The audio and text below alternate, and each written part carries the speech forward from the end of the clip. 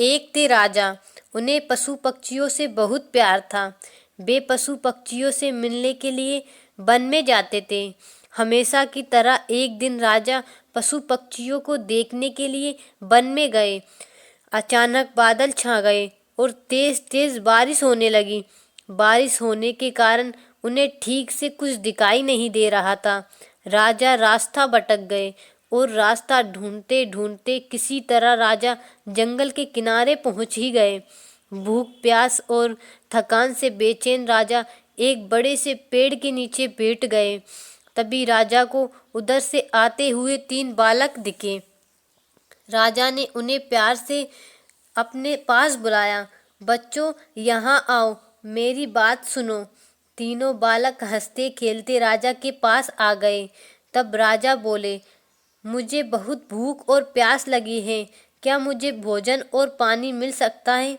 बालक बोले, पास ही में हमारा घर है, हम अभी जाकर आपके लिए भोजन और पानी लेकर आते हैं, आप बस थोड़ा सा इंतजार कीजिए। तीनों बालक दौड़कर गए और राजा के लिए भोजन और पानी ले आए। राजा बालकों के व्यवहार से बहुत खुश हुए। वे बोले, प्यारे बच्चों,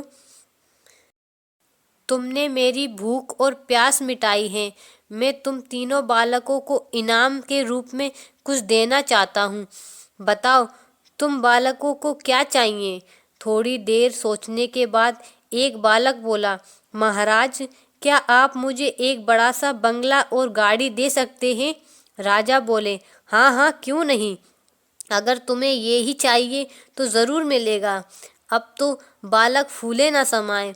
दूसरा बालक भी उछलते हुए बोला, बहुत गरीब हूँ, मुझे धन चाहिए जिससे मैं भी अच्छा अच्छा खा सकूं, अच्छे अच्छे कपड़े पहन सकूं और खूब मस्ती करूं। राजा मुस्कुराए, बोले, ठीक है बेटा, मैं तुम्हें बहुत सारा धन दूंगा। यह सुनकर दूसरा बालक खुशी से झूम उठा। भला तीसरा बालक क्यों चुप रहता? वह भी बोला, महाराज, क्या आप मेरा सपना भी पूरा करेंगे? मुस्कुराते हुए राजा ने बोला, क्यों नहीं, बोलो बेटा, तुम्हारा क्या सपना है? तुम्हें भी धन दौलत चाहिए? नहीं महाराज, मुझे धन दौलत नहीं चाहिए, मेरा सपना है कि मैं पढ़ लिख कर विद्वान बनूं। क्या आप मेरे लिए कुछ कर सकते हैं? तीसरे बालक की बात सुनकर राजा बहुत खुश हुए। राजा ने उसके पढ़ने लिखने की उचित व्यवस्था करा दी। वह मेहनती बालक था।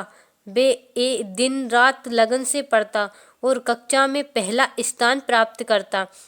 इस तरह समय बीतता गया। वह पढ़ लिख कर विद्वान बन गया। राजा ने उसे राज्य का मंत्री बना दिया।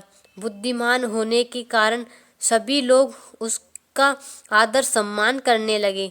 उधर जिस बालक ने राजा से बंगला और गाड़ी मांगा था, अचानक बाढ़ आने से उसका सब कुछ पानी में बह गया। दूसरा बालक भी धन मिलने के बाद कोई काम नहीं करता था, बस दिन भर फिजूल खर्च करके धन को उड़ाता और मौज मस्ती करता था।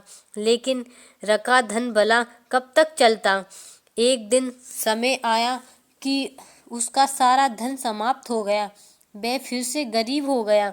दोनों बालक उदास होकर अपने मित्र यानी मंत्री से मिलने राजा के दरबार में गए।